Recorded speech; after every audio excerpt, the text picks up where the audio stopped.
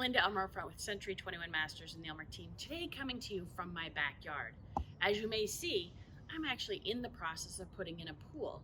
So I thought I'd share a few tips of things I've learned along the way. Before you put in a pool, one of the things you really want to think about is, what do you want to use the pool for? Is it a family pool? Are you going to do laps? Is it for therapy? Do you need the spa? Do you not want the spa?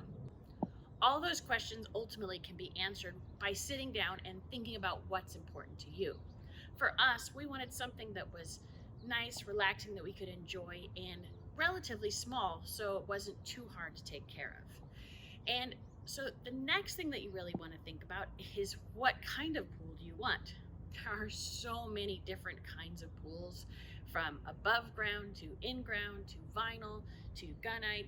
So it's really important to think carefully, and a lot of that goes to cost and how much you have to spend on that pool. So a good pool contractor, and I recommend talking to a couple of different ones to find out what works best for you, and definitely checking references. The other thing that you want to think about is how much space it's going to take up in the backyard. A very common thing we see, especially in smaller backyards now, are spools or spa pools.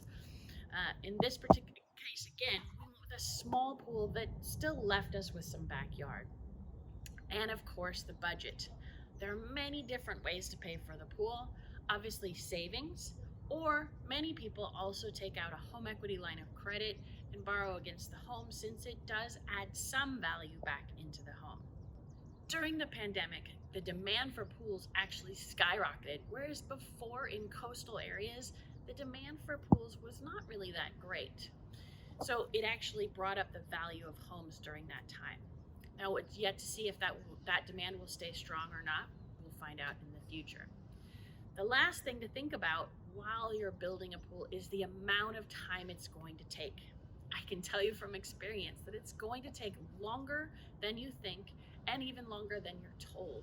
So the biggest advice I can give is be patient. It will take time, and even once it's done, many times you have a waiting period before you can even get in the pool. So you can look at it, but you can't get in yet.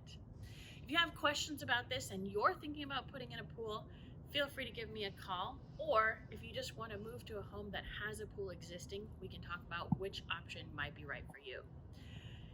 Please feel free to forward and share this with your friends, and thank you so much for watching.